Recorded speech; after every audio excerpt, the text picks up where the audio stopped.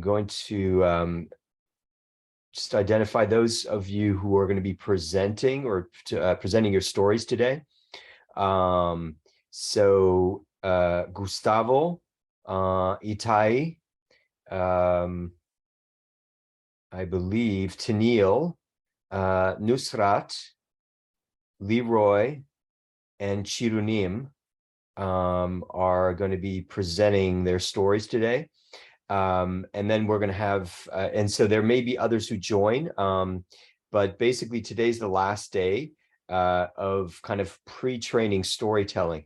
Can somebody explain to me, like, I'm hoping some of you understand the concept here of like why we're doing like these pre-training and post-training storytelling. So like you're telling stories at the beginning, and then you're going to tell stories at the end, and why we doing that. Yeah, somebody have some sense? Because we want to improve our storytelling capacities, and we want to see how we're doing now and how we're going to do after we go through the training. Yeah, exactly. So it's to be able to compare, right, the from the start to the end, and with the training in between. And the training is going to be, partly just one day of kind of, in fact, it's next time we meet, we'll have three people who are going to be kind of teaching us about storytelling. And then after that, it's practice for 3 sessions. And then you guys do your final performances. So let us jump into things, because we are not going to have all that much time and I need to kind of summarize for those of you who didn't join last time. I need to kind of summarize some things that I mentioned last time. Plus, I added a slide for more explanation of the expectations of the storytellers in particular. So let me jump into that, and then we will do the stories. You'll each have, for those of you I mentioned, you'll each have 5 minutes, and then after that, we'll have the time for discussion. Hopefully, at least a few minutes for discussion. So for those of you who are not, actually for all of you, but particularly for those of you who are not presenting today, what would be really helpful is for you to offer your feedback on the presentations, on the stories. So keep in mind that it's a really important part of this is that you guys you're essentially a team, right? And you're a team here to help each other, and for us to help each other improve our stories. And so there are a few interns with us as well. And so they're going to be, they're expected to contribute to kind of giving you feedback, whether orally or in the Zoom chat. So one way or another, by all means, do so, provide feedback if you would. Okay, so I'm going to start off by telling you a little bit. I'm just recapping a little bit about the context for this. I'm going to share my screen. And so this should be, for many of you, kind of review. You already know this stuff, but for some of you, it may not be so familiar. We are doing this, this is the first year of this Family Diplomacy Training. FD stands for Family Diplomacy. In this training period is happening from July 10th to October 23rd. Part 1 was learning about family trends, patterns, and issues, as well as power and citizen diplomacy. Part 2 is about family storytelling. So it's about skill building, your ability to tell a story, and a story particularly about family. And then the ultimate goal here is for you to develop a growing, for us to develop a growing core or body or group of trained family diplomats who can speak to the needs, concerns, and aspirations of families in governments, media, businesses, and nonprofits, right? So we're hoping that many of you stick with us in the long term, because we want to essentially train you as family diplomats. So it's not just storytelling for storytelling's sake. It's actually storytelling to give power and voice to families across the world. So this slide I did not cover last time, but I just want to make clear for all of you who are the storytellers in this first team, the expectations for it. First, all of you should, or well, all of you are 14 or older. You should have good internet connection, speak English well enough, and are motivated, and this is important, motivated to participate. And what that means specifically is that if you want a certificate of completion for this part, you should attend at least 6 of 9 of the Sunday meetings that are happening from August 28th to October 23rd. Actively participate in at least 50% of those meetings you attend. And participation is measured by either you saying something or you writing something in the Zoom chat. And so every week, one of our interns is actually tracking who is attending these meetings and who is participating. And then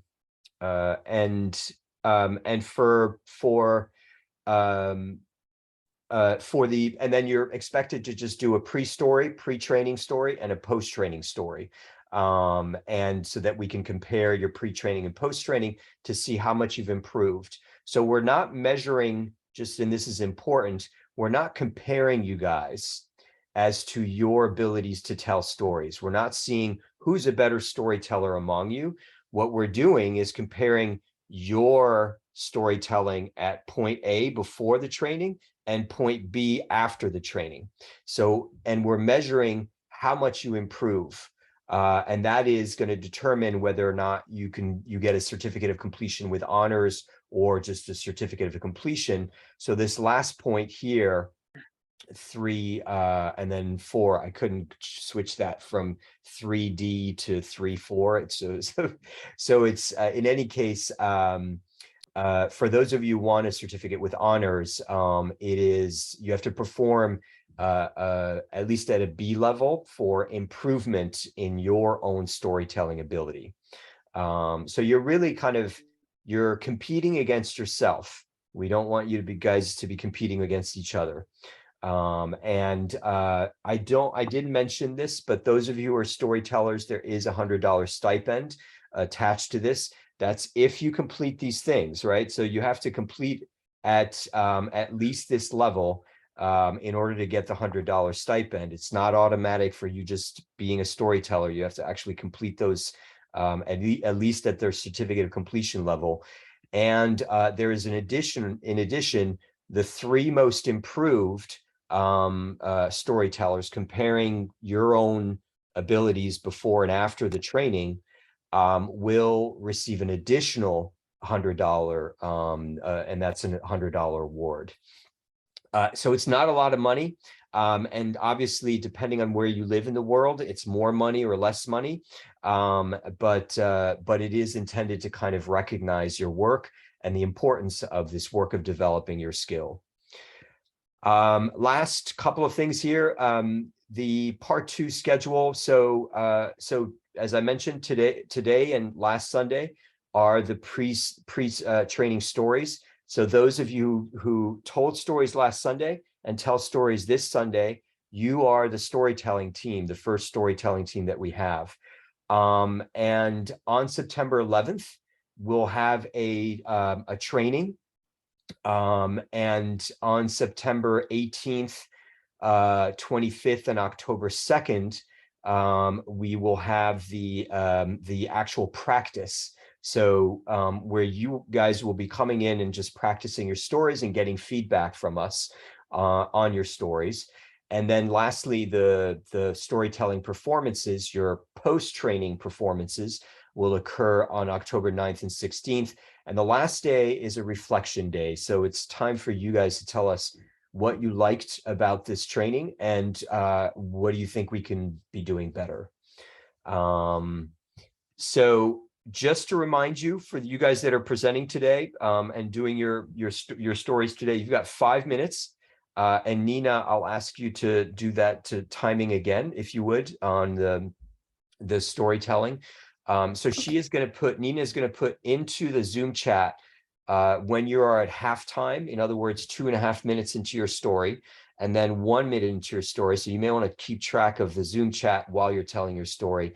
And then I will tell you at the end when you're at 5 minutes if you are up, and whether or not you're finished. We need to move on to the next storyteller.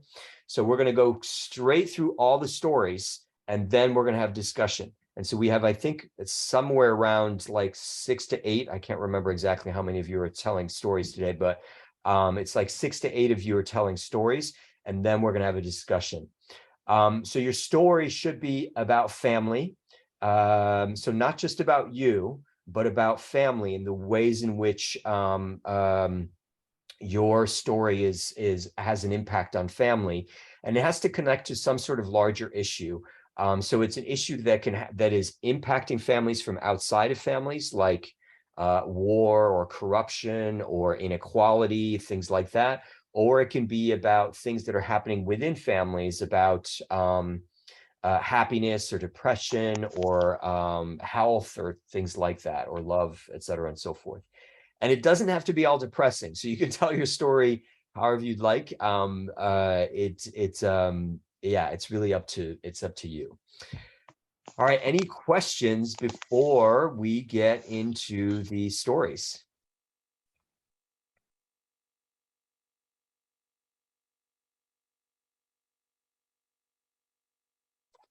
All right, if there are no questions, actually, before we get into the stories, I need to take a photo of everybody.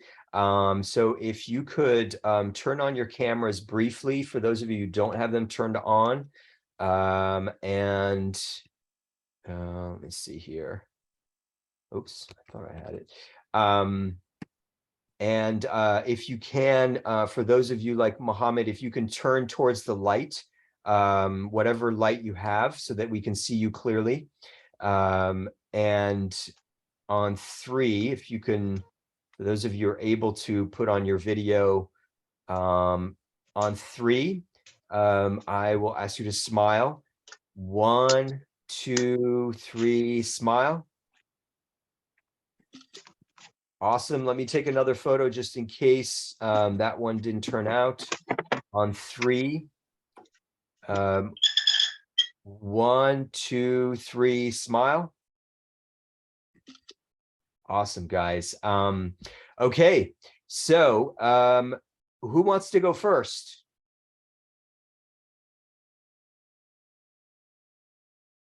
I can go first.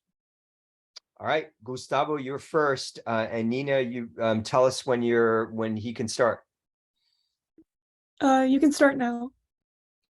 Thank you, Nina. Thank you, Paul. Hi, everyone. It's great to be here. I debated about if telling my own story or telling someone else's story. I have a lot of those, but I decided to go with my own story about why I am here where I am and where I'm now with my family. I am from Costa Rica. Currently, I am in Boston, Massachusetts. I am working here. I've been here for 3 years now, but I've been coming in and out from Costa Rica for the past 6 or 7 years now.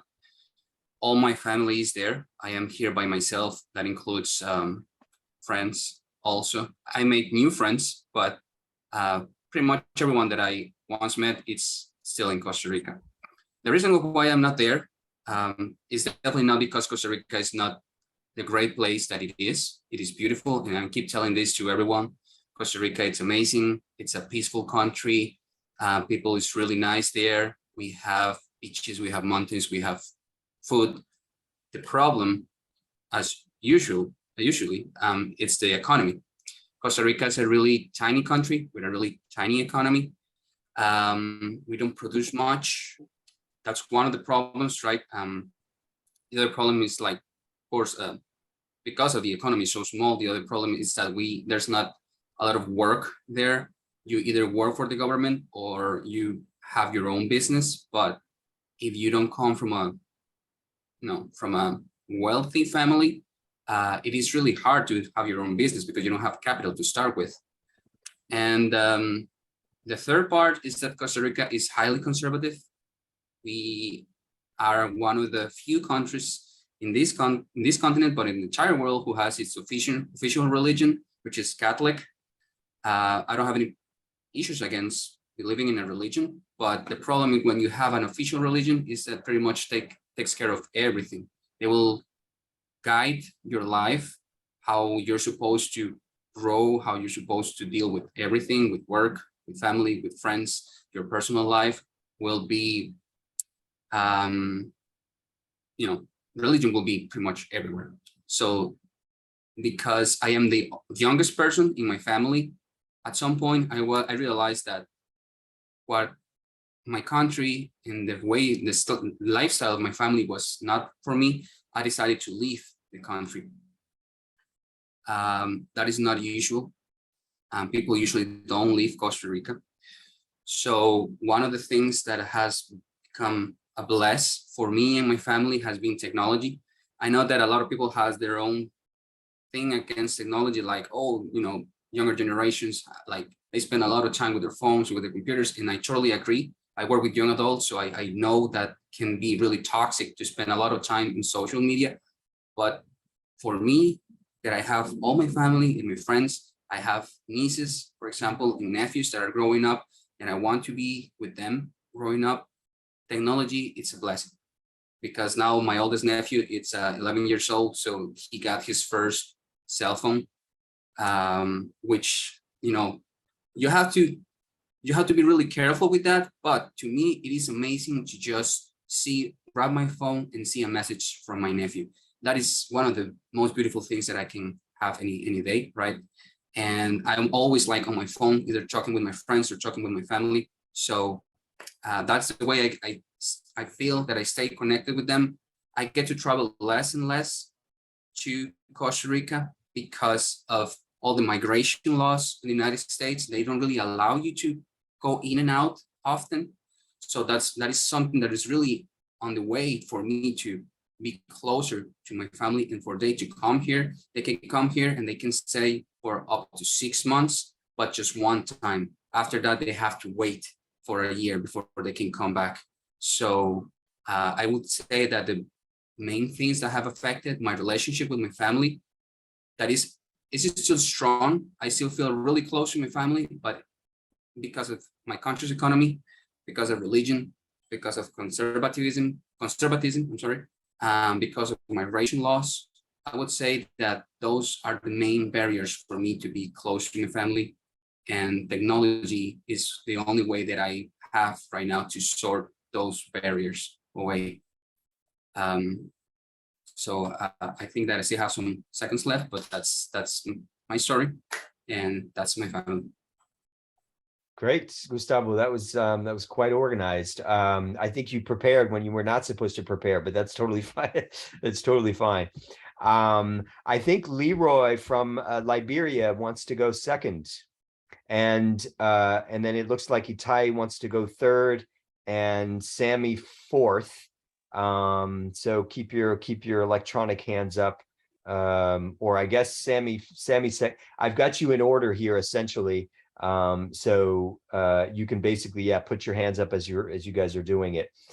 Leroy, you're next. You may want to, just so if in case you're worried about your connection, you may want to keep your video off while you're speaking, so that we can get your story fully recorded without any kind of internet interruption.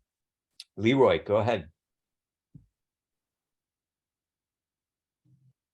And Nina, are you ready? Yes. Okay.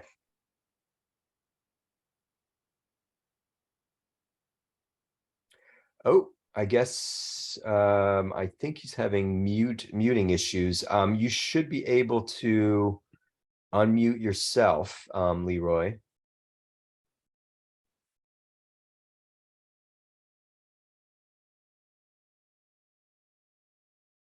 I think he's having issues with, I've requested for him to unmute. Let me see if that helps. Because Because if not, Leroy, I think what we'll do is have Tennille go next, and then whenever you're ready, we'll have you start. Okay, Tennille, you are next, and Nina, you're ready? On. Okay, thank you. So my story today is based on, I don't know how if to say, like it's more like a family issue, but a problem with one of my family members is that they don't let their children, regardless of the age, to leave home, to go to like a different country. They want you to build and everything right in the area, like they have a big community. It started in I came to this realization in 2017 when I wanted to apply for like another job, and I was successful in it. I got applied to be a flight attendant with Emirates. I was successful in everything. I passed my first and second interview. And then when I was going for the last interview, my dad, he started to have like a panic attack. He had to go to the hospital and everything because he started to be fearful of losing his child and his kid. Fast forward to 2019, when I told myself, I'm like, you know what? I want to live my life. I want to be able to further my education, to educate myself. So I say, whatever opportunity comes next, I'm going to grab it. 2019, when I got through to study with my master's program in Germany, I didn't know how to tell my parents. So what I did, I took my insurance, I booked my ticket, I resigned from my job. I started packing everything that I had to pack for clothes and everything. And like 2 months before I leave, I told my dad, I said, I told my brother that I got through to a university in Germany. And my brother asked me, he said, are you going alone? I said, yes. And my brother's like, no, don't tell them that you're going alone. Tell them you're going in a group. So I had to recreate my story, and I had to tell my mother and my dad. I'm like, okay, I was successful to study in Germany, and I'm going with a group of people. Mind you, the group that I was supposed to go to, they got accepted 3 years prior to me. So they were already integrated and everything in Germany. Then when I told my dad in December, he went through all the stages of depression between like in a week's time. I applied and I was supposed to leave in February.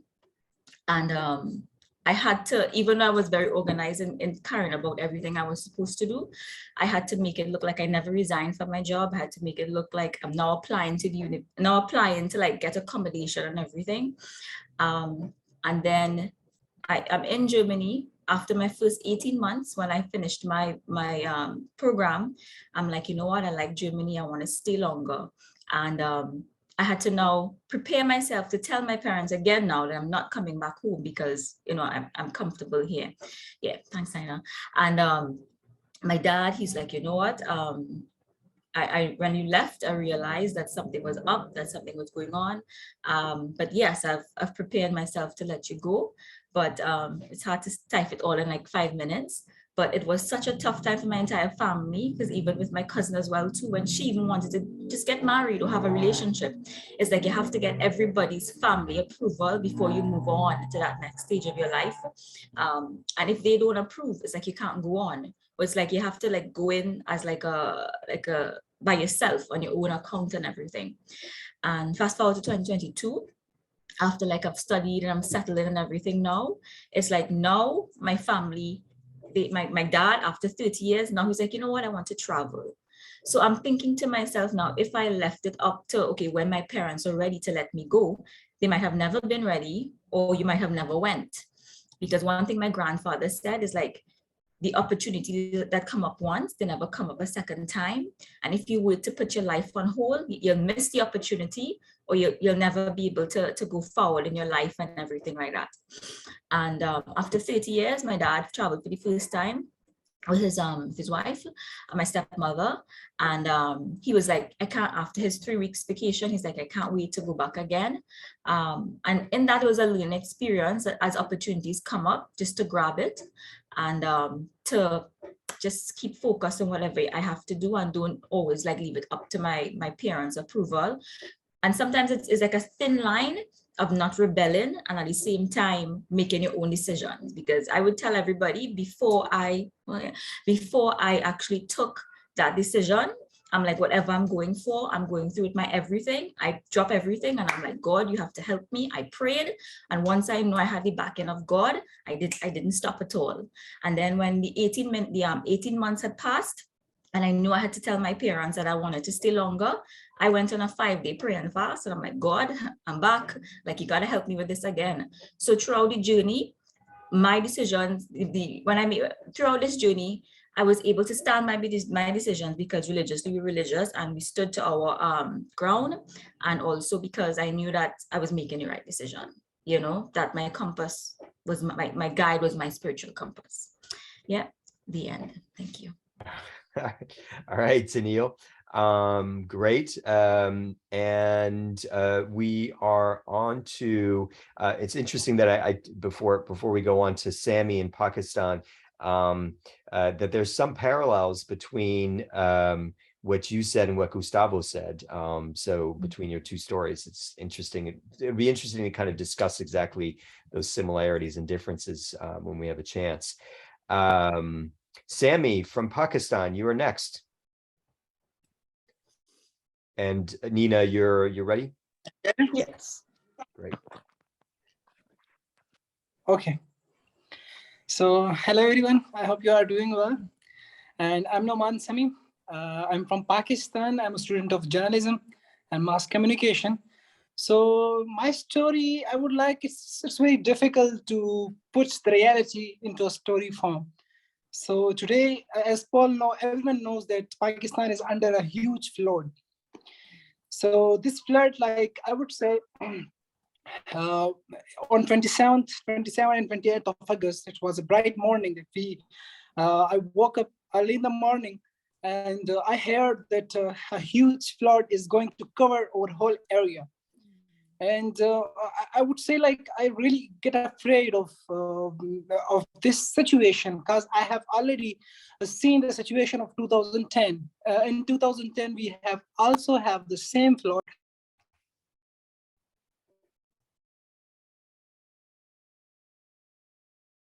Sammy, you're muted somehow. You just muted yourself. Hello, is it right now? Yeah. Okay. So, so the story begins like with I would say, one of a phrase, and that is like, you can call these people climate refugees. Remember that phrase. Your country will have them too. So it's mean that, like, our family. I know that my story would not be in a chronological form because I'm not prepared, but. But I will try my best. So all of my family were facing so much difficulties, like still we don't have electricity here in our city. So the whole area, the electricity is getting roast, and everything is under the flood. So I decided to tell my family, and what was my role? My role was also such a difficult role. Like I told my family that let's have to convert or to go for to shift for a specific or for a safe place. So I have some friends on the mountain. So I told them that let's go to wait a minute. Okay, so I told them that I told to my family that let's go for that place that is safer than here. So the more difficult task was that our luggages and specifically our things in our home, like the whole area of Nowshera. It's a city in Khyber Pakhtunkhwa, Pakistan. It was completely covered under the flood, and the water nearly up to here.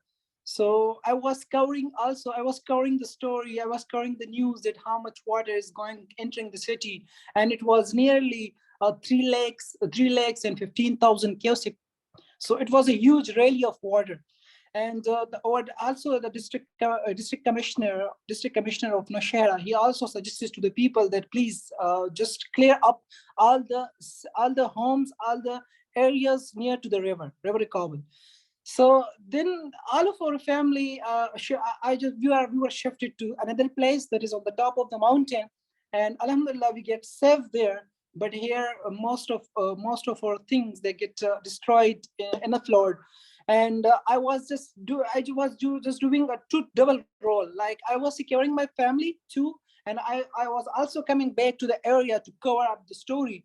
And if you want, I can share the link to here, the link of my story that I have. Wait a minute, let me share here. Okay, so here's a YouTube link. Yeah, I have covered all these footages, and then when it was 30 of August, the rally of a flood was the nearly 3 days. So Alhamdulillah, we got safe, and then after 3 days, when the water level is getting down day by day, so then we came back to our house, and it has a huge impact on my studies, especially my studies, and on my financial level, and not just on my um, but on my family too. Like we became directly jobless. No one have their job.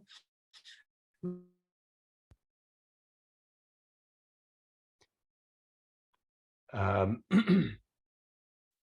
think, yeah. So Sammy, your connection just ended, and your time just ended, but your connection just got worse.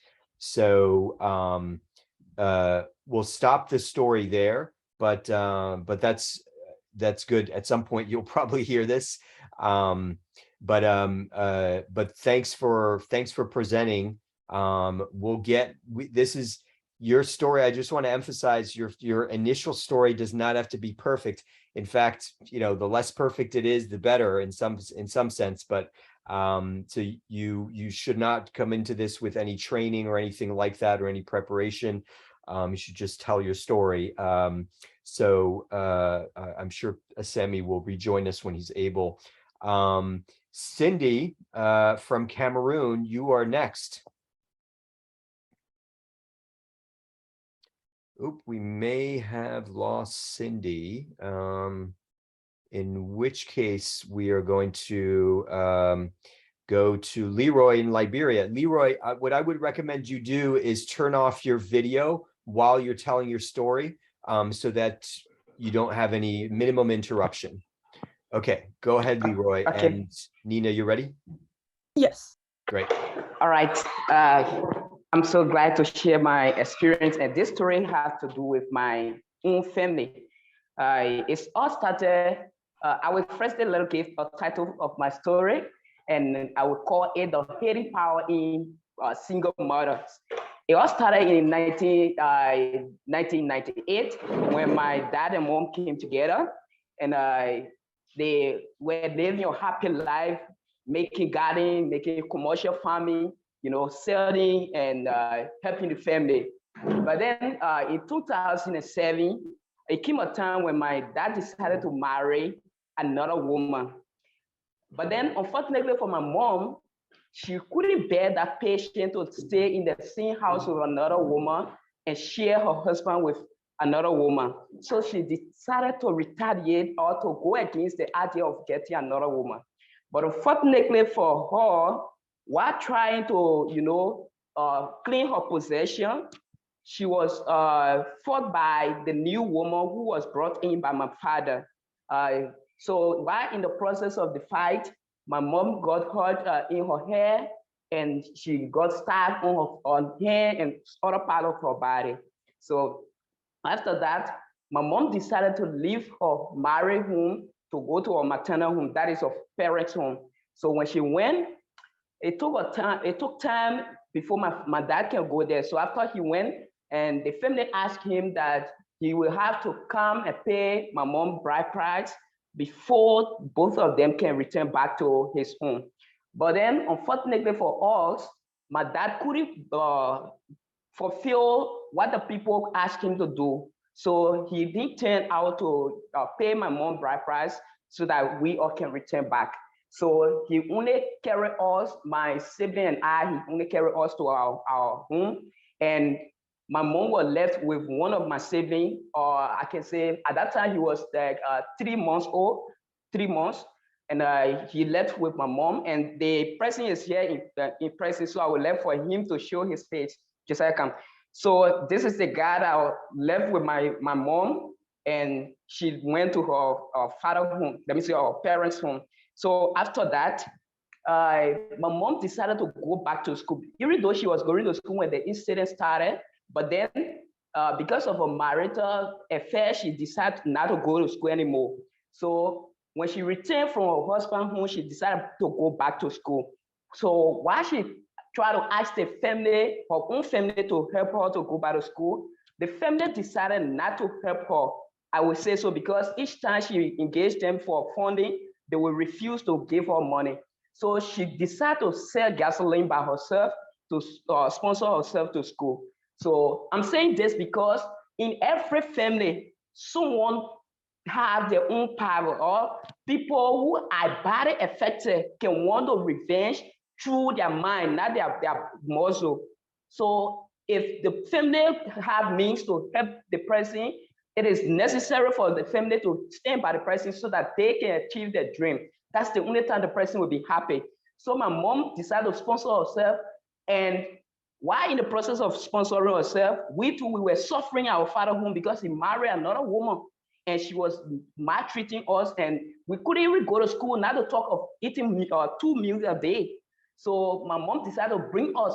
So bringing us in her home, it became another burden to the extent that she couldn't even afford to send all of us to school. But then yet and still, she had to try by all costs for 3 of us to go to school along with her.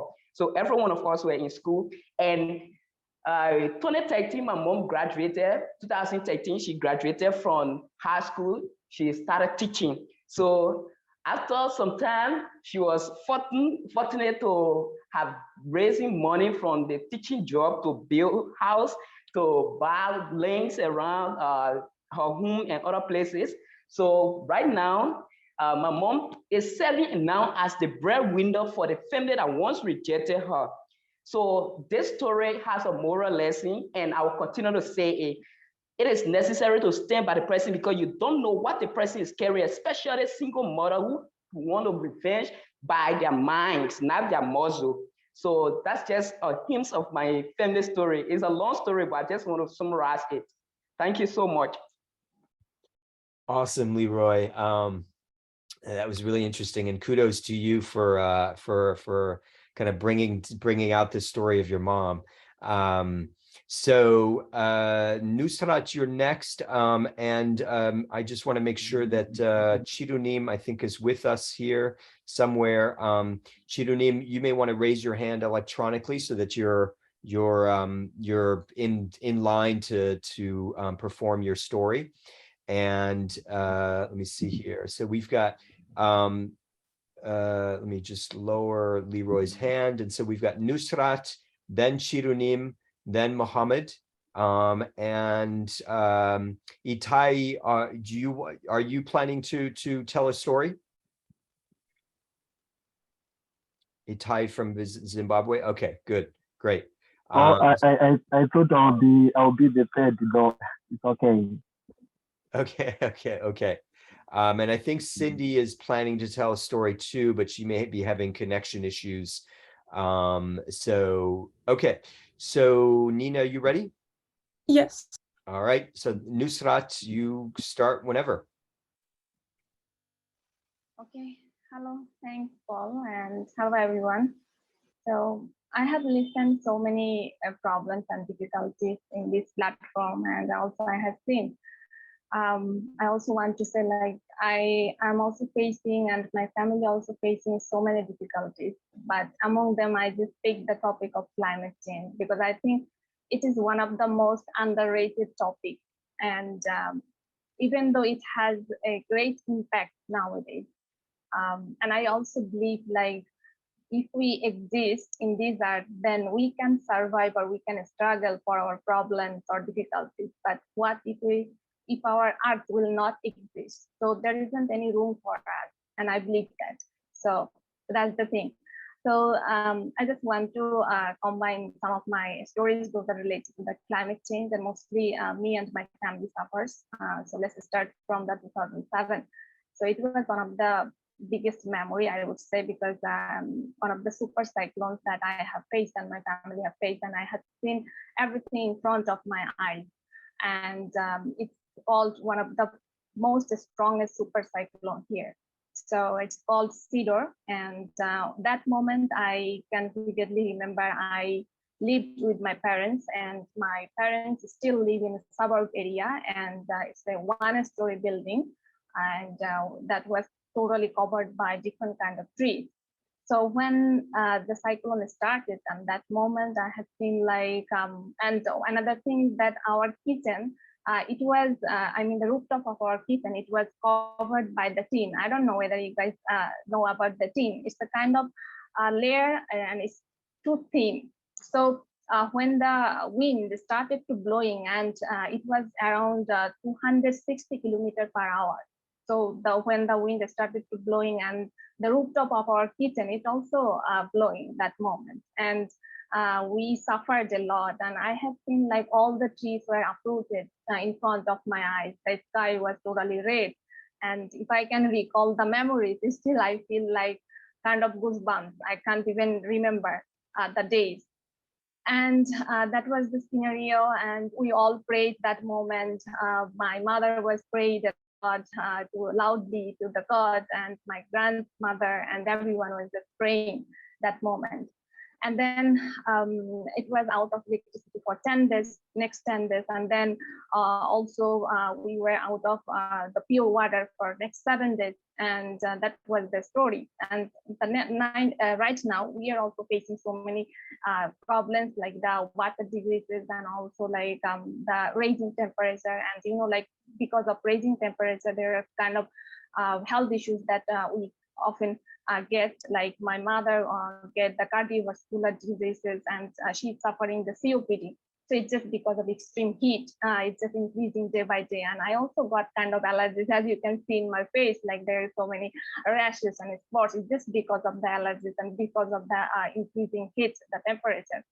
So everything is just combined, and I would say like it's not possible to describe within 5 minutes. I think I need more minutes, and also there are so many things related, and I can say like in a sentence, because I'm living in a place here. The coastal is very near, and we often get several kind of natural disasters and climate change, and I think it really affects us most. It's not only about my family, but also the people in my city, the people in my country. So yeah, so that's my story.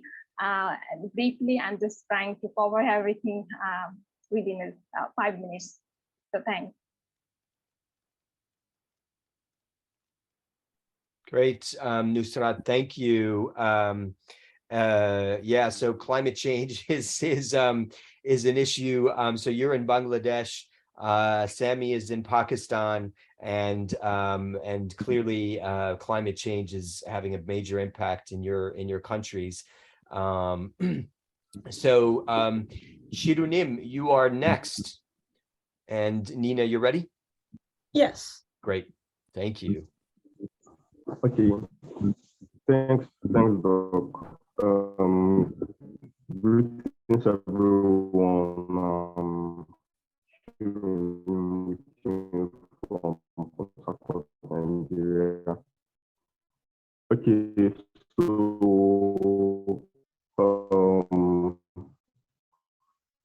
here in Nigeria, so Chidunim's connection is not very good right now. It may come back in about 10 to 15 seconds. Family, I made just like the church and so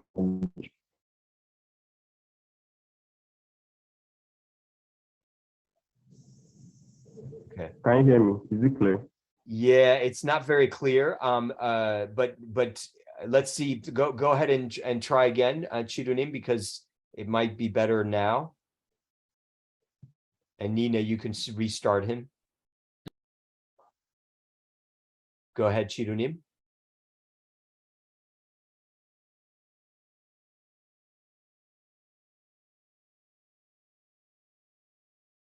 Okay. I think his connection he's having connection issues.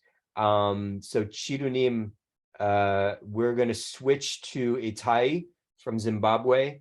and come back to you. And hopefully you can establish a better connection in the meantime.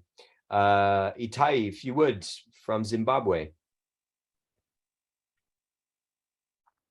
Thank you so much for giving me this opportunity to share my story. But my story is about my country, where I'm going to share with you about the situation that we are in right now.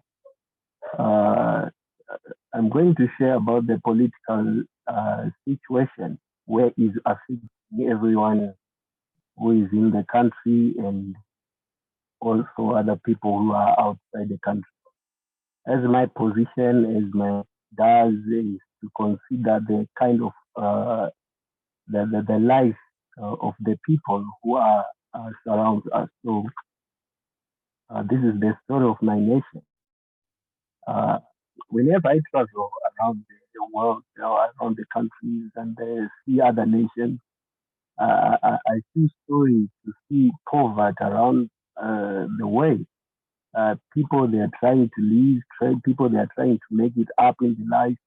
But when it comes to the means that the people can survive, it's really a struggle, especially in my country. My country used to be a bread basket, as we all know, historically.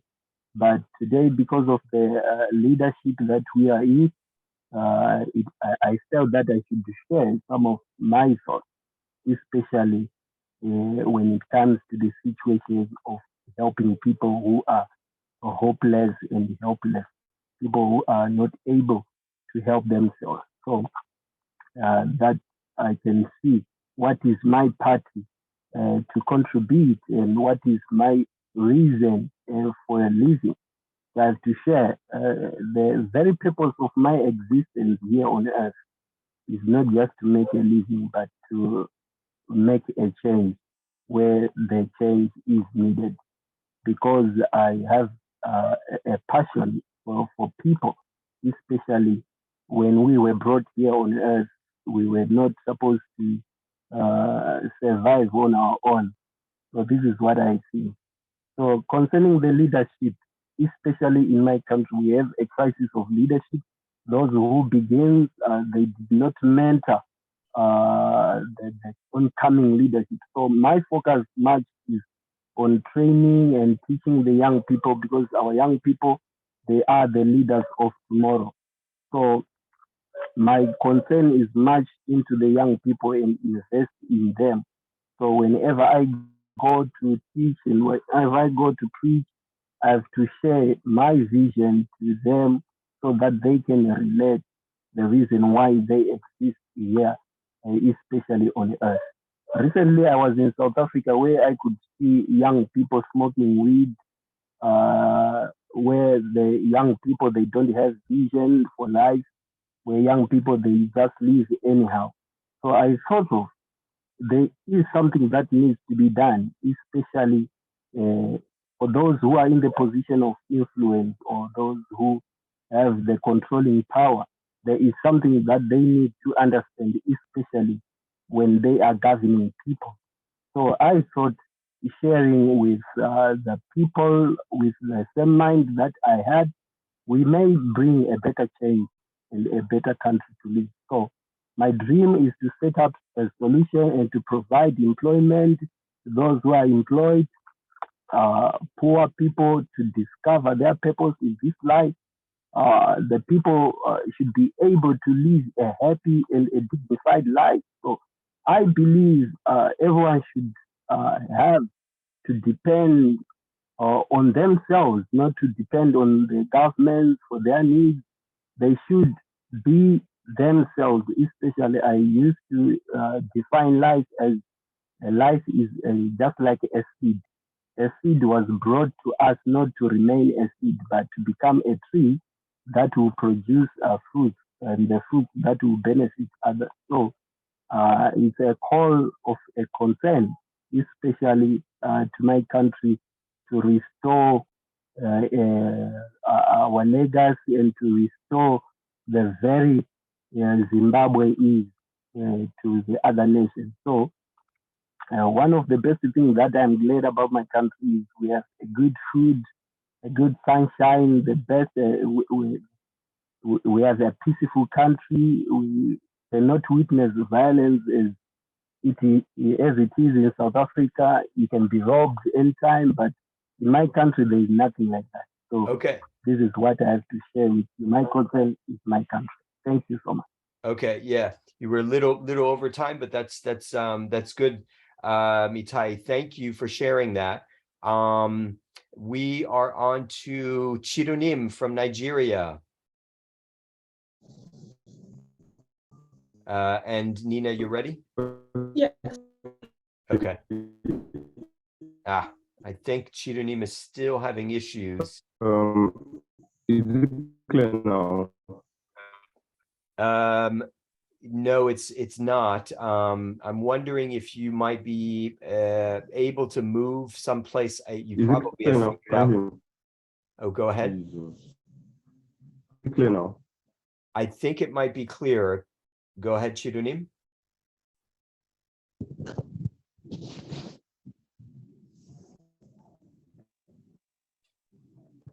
Okay. Okay, it's clear now. I think so, but I'm not sure.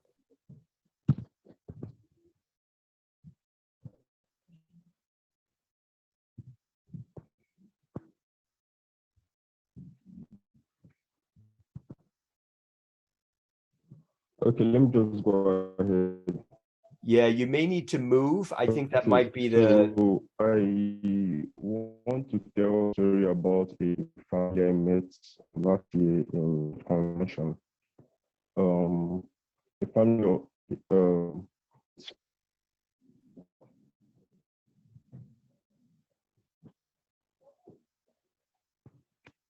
is it clear? Can you hear me? Are you getting me?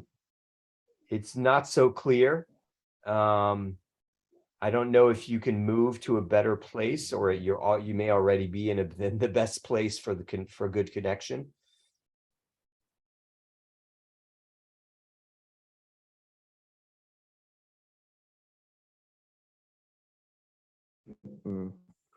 Okay. Is it better now? I think it's a little better. Okay. Apologies for the network issues.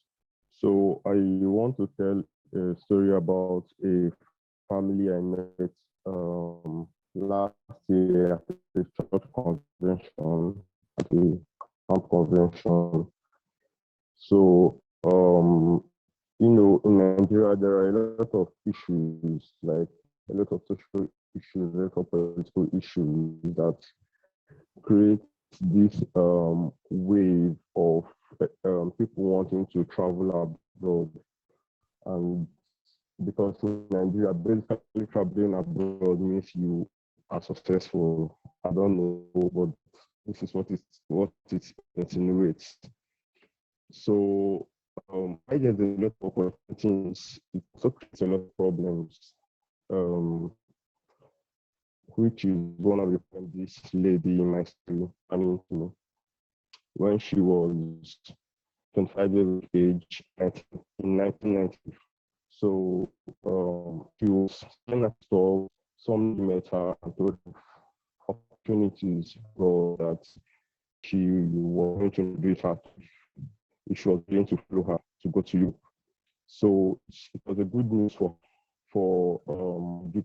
right here. It was a good news for her. She shared it with her parents and relatives, and everyone basically celebrated her around. So the date was set, kept aside, and she was to Europe. So unknown to her, who she was to go to Europe with was a trafficker, but she didn't know, so she just followed with high hopes of better life. So her journey went through Lagos, where she was, Lagos, Nigeria, where she was, and from Car Niamey in Niger. So from Niamey, she got to Agadez, and this is where her journey stopped. That was when reality hit on her that there was no way further. She had run out of money and she had run out of hope. So basically went pan to fire because they had to work and to raise money. So after about 18 months working as a sex slave in Niamey, she got pregnant and there was no way. She just basically had to continue this kind of life. Years later, she told me she relocated to Nigeria. She came back to Nigeria.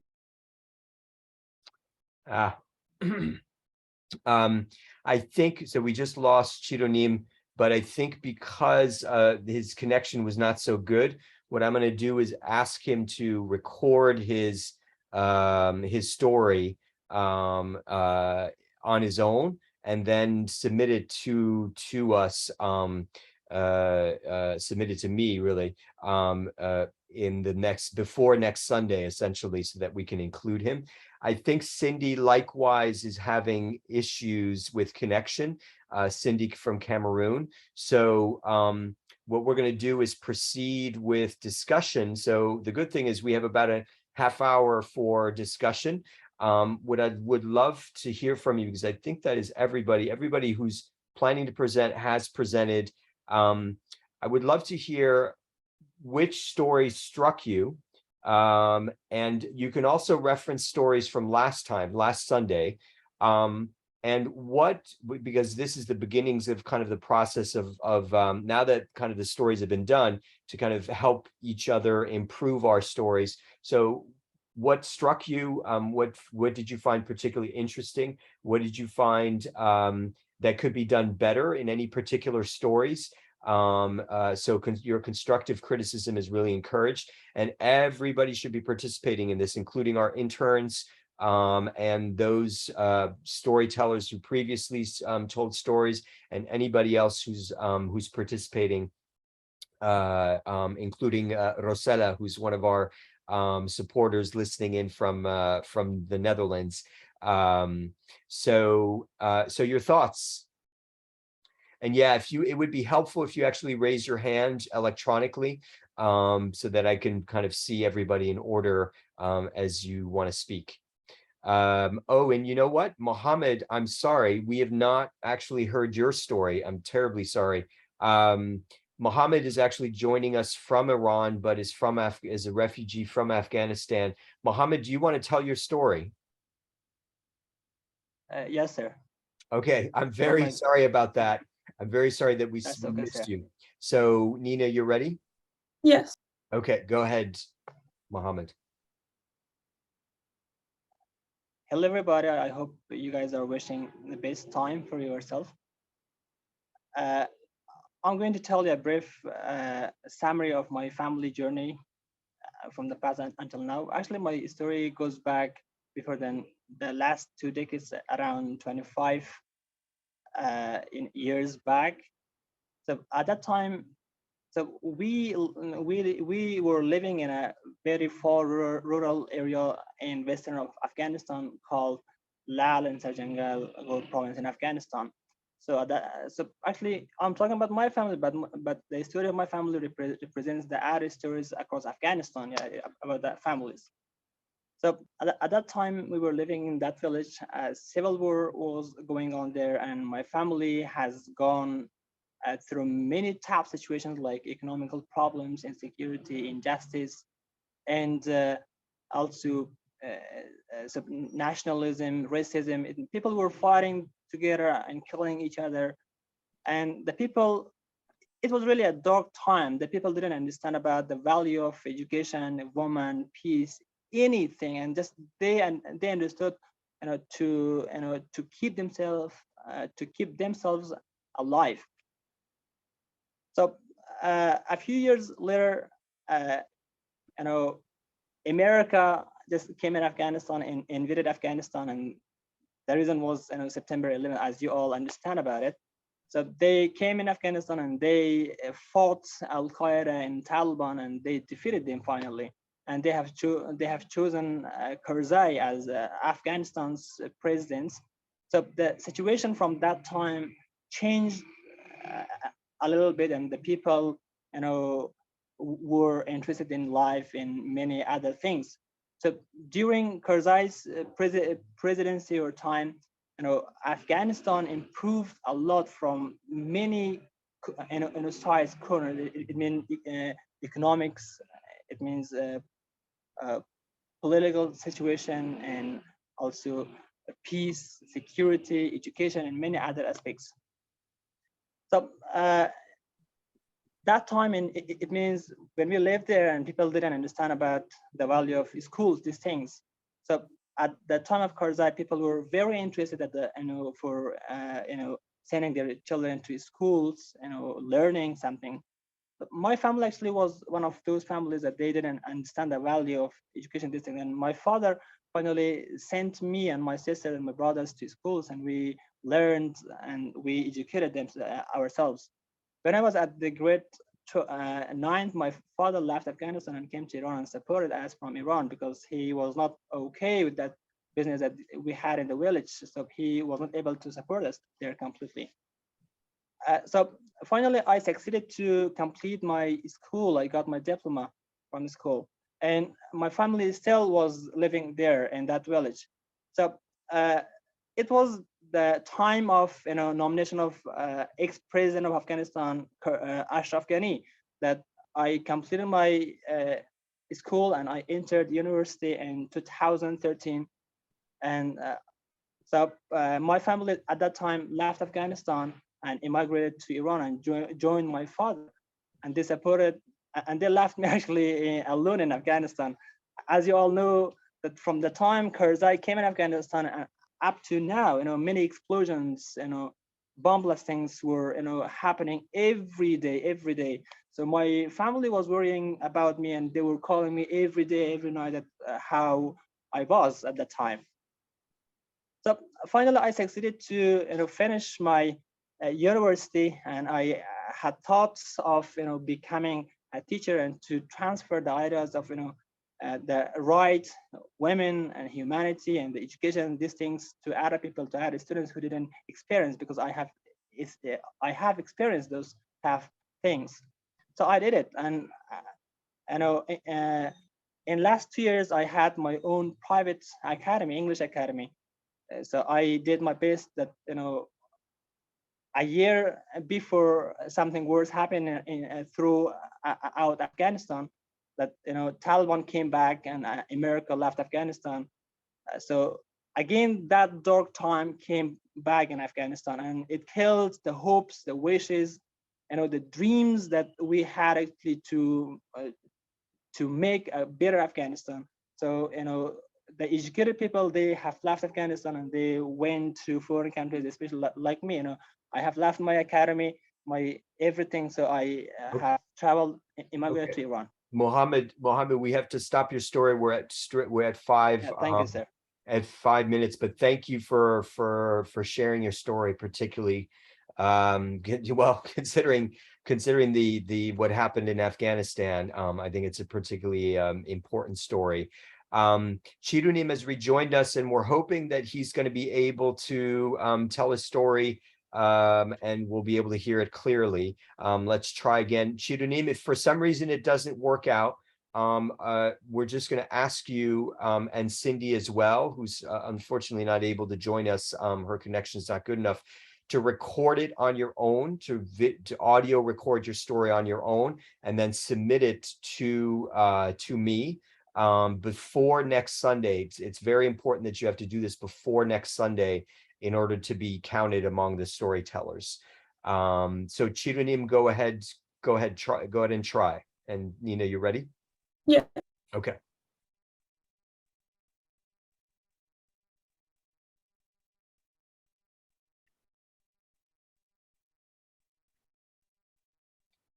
Chirunim, go ahead. Okay, is it clear now? We hope so, yes. Hello, can you hear? I'm speaking, can you hear me? Yeah, we can hear you a little bit.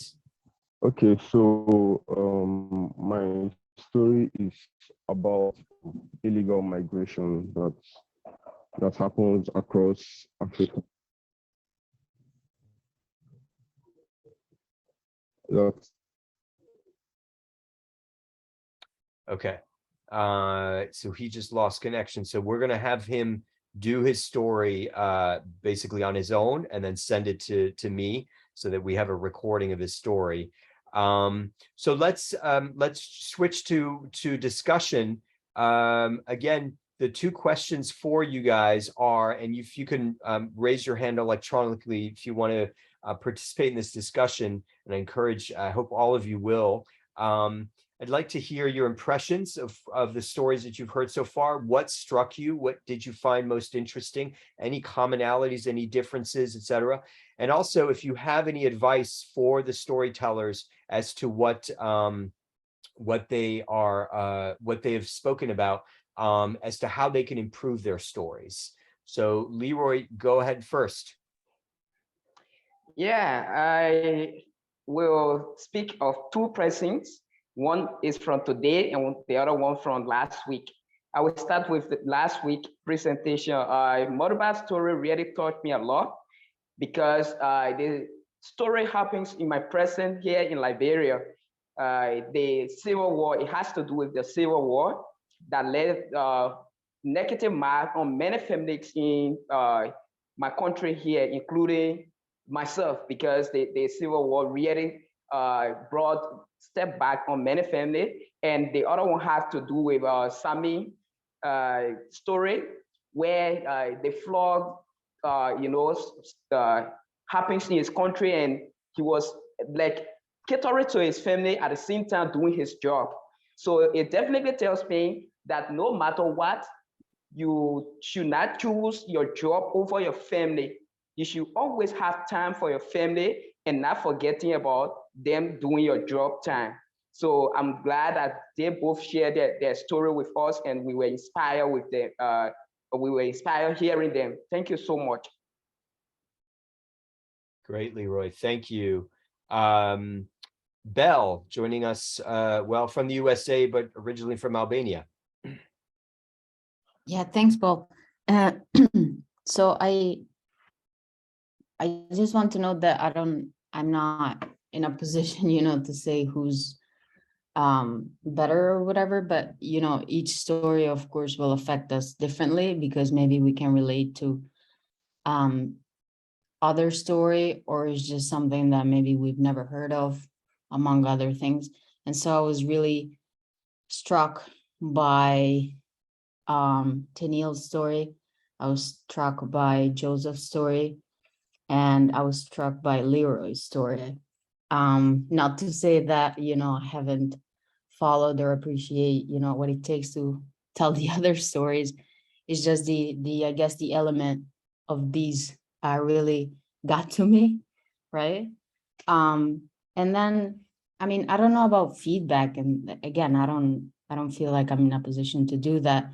But I did have a lot of trouble with understanding and hearing well. So I'm not sure if and that's a technical difficulty. It's not really a feedback per se. Thanks. Yeah, on the connection issues, like the only way that we're going to be able to resolve that is by getting stories video or audio recorded. We really don't need the video at this point. Although you can record if you want, you can record video if you think, for instance, that it's part of your story. So Leroy, for instance, introduced us to, I believe it was your brother, during his story, and that included a visual. And we will be talking about ways in which you can include visuals on September 11th, next Sunday, in your actual storytelling. So it's really up to you guys. What I do want to emphasize is each of you, and you should feel comfortable giving each other constructive criticism, right? This is an opportunity for you guys to improve. So you should not feel afraid. It's just you want to do it in a constructive way, right? So you want to say, you don't want to say that was a terrible story, I hated it, but rather here's what I think you could do better, or here's what I think it would be great to bring out in your story, and so on. But also just remarking on, I think you can just also remark on the things that you found really interesting or compelling and why you found them compelling. So Joe. Can Yeah, I Belle. then just add actually of those that, you know, that's stuck with me. I think it's because of, I think part of it comes down to how you present the story, including perhaps the order of things, right?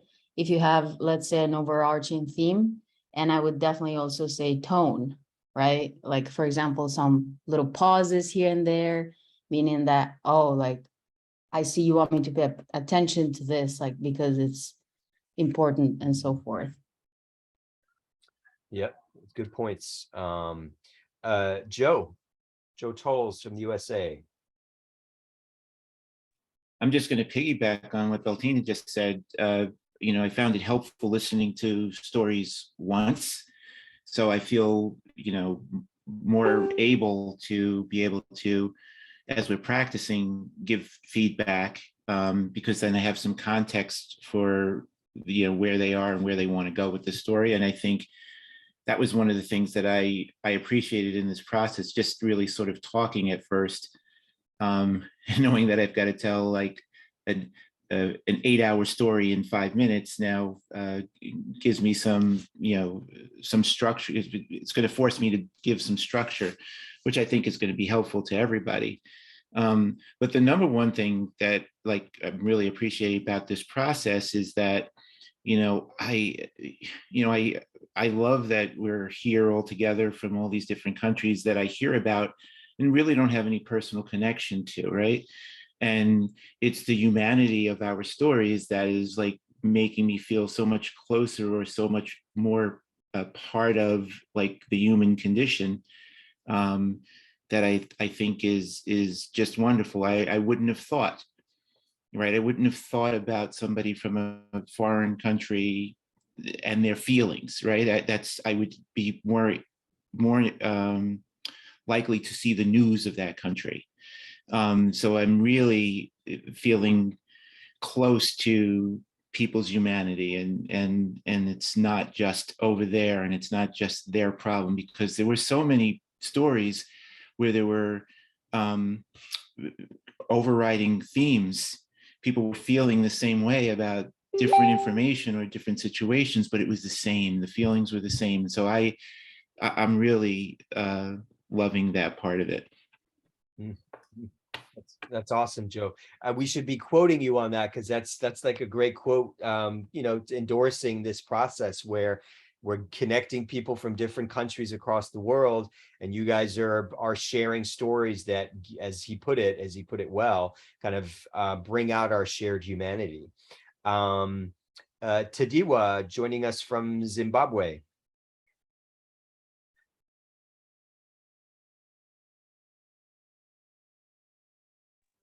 Tadiwa, go ahead.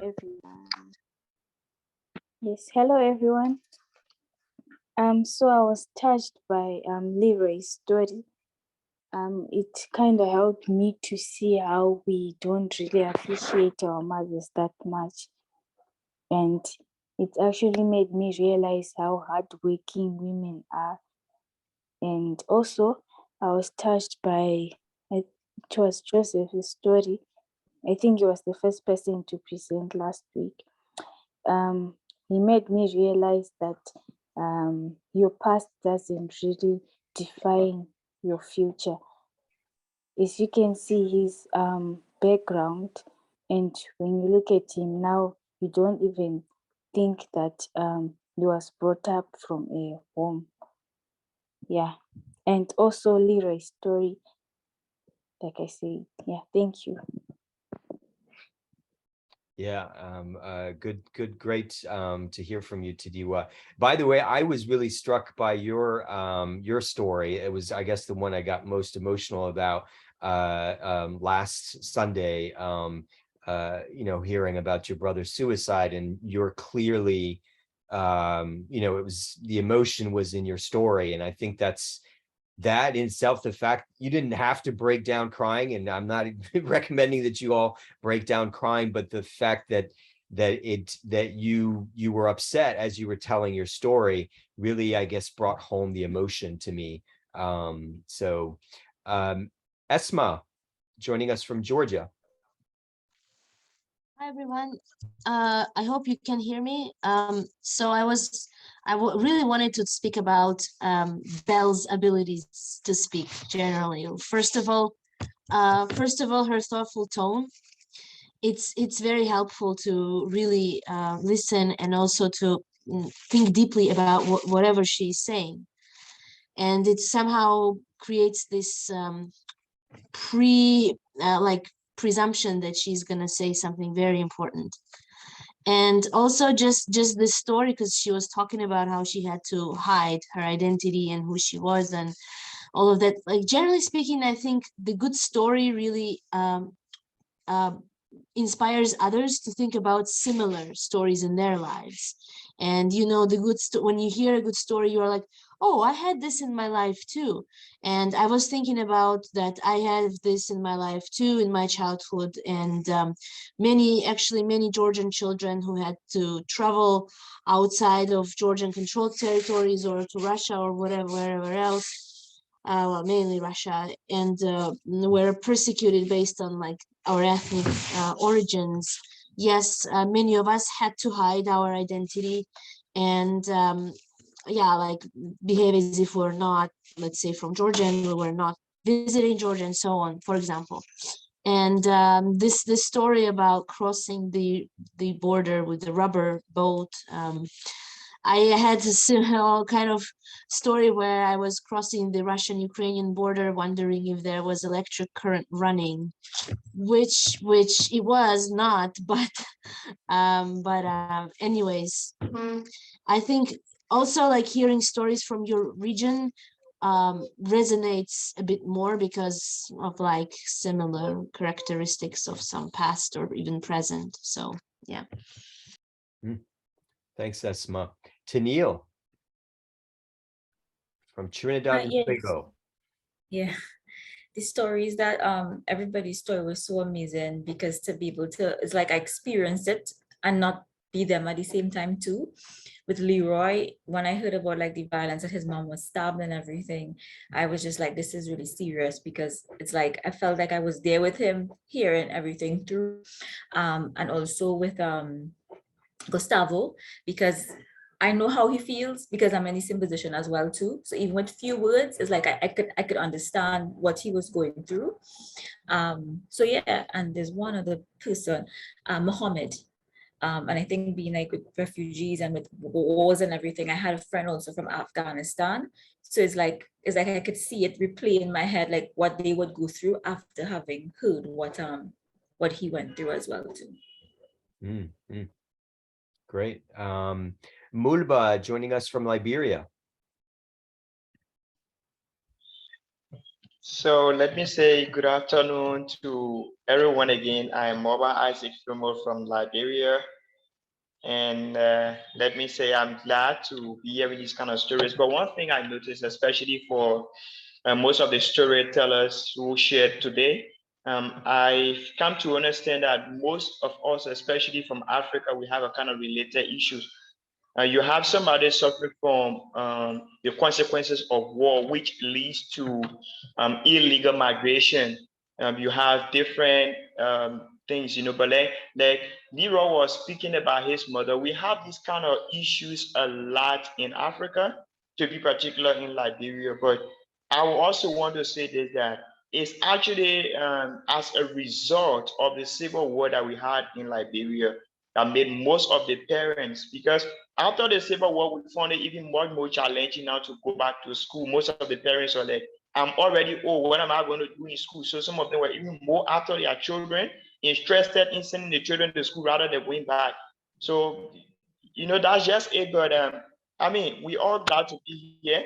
It's interesting also listening to people from diverse backgrounds, but I just think that we have related issues. But like I listened to one of the presents because almost everybody is giving problems, but then what is the solution? So I think it was Mohammed or somebody who tried talking about the solution. So I think it's something we all have to start looking into. What kind of solution can it be? A kind of a collaborative solution that we can find to these problems? And I think gradually we're going to have a reduction in most of the challenges we have with these stories. Thank you so much, Paul. Great. Thanks, Mulba. One thing I want to note, and this is particularly for Itai for joining us from Zimbabwe and your story, but for all of you, even though we're asking you to focus on a particular family in your story, and Itai, I think you were kind of generalizing to kind of the broader community and young people more generally, and that's totally fine. But you have to begin and you have to kind of anchor those generalities in a particular story. And the reason is because people are drawn to specific stories. And so Itai, in your case, you may choose, it may not be your family, but you may want to choose a young person that that you feel was particularly important in the struggle that you're talking about for your country and for young people, and tell the story of that young person and their family. And then you can always, of course, as Mudba was saying, kind of talk about solutions and talk about the larger problems that other people are facing. And that's in fact what we want to do, right? We want you to connect to these larger issues and to tell, you can by all means kind of propose solutions to things. That is in fact, one of the important things that we want to develop in the long term is we're telling stories because we want to create social change, right? And so really the stories are just a way of making our points about social change graspable and moving to other people, right? Something that emotionally moves people and makes them want to support what you advocate. So with that said, I'm going to have Aaron. We've got just a couple more minutes left, but I want to have Aaron go ahead and comment, offer feedback, and then we're going to actually give Chirunim one other chance because his connection may have improved, and so yeah. So hello. Yeah, go ahead, Aaron.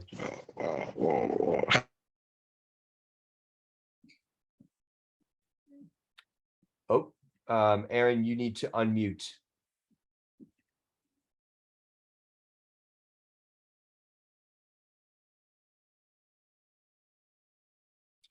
I think Aaron now has connection issues.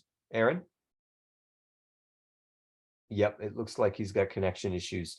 So Chirunim, do you want to try one more time and see if we can get your story more clearly this time? Go ahead, Nina. Yes.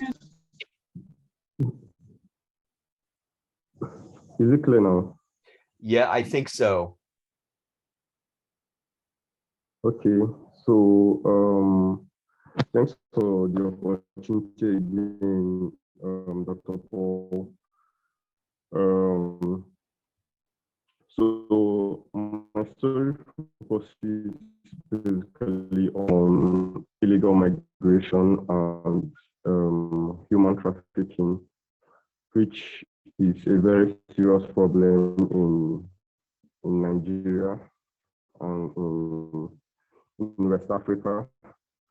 I met a victim of a direct victim, a personal victim of human trafficking last year, who shared with me her story of how she moved from her state in Lagos, from her city in Lagos, and we promised it to her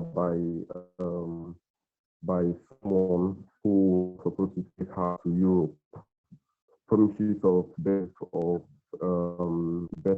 job and better remuneration. So she left with high hopes, celebrated by family, but unfortunately, can you hear me? Yeah, but you know, Chidonim, actually, I think we're gonna have you record your story and send it to me before next Sunday, because it's not a great connection. Hello. And I just want to make sure that we get your story clearly. So go ahead and just basically, you know, 5 minutes, record your story and send it to me, and then we'll have a clear account of it. Yeah, and I'm sorry your connection, sometimes your connection is okay, but today it's obviously not a good connection.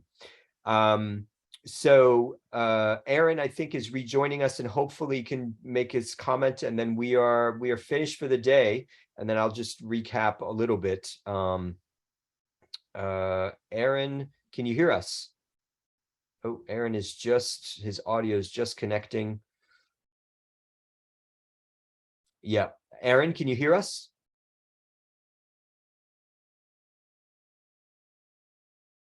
Aaron, you can go ahead and give your comment, your thoughts on the stories.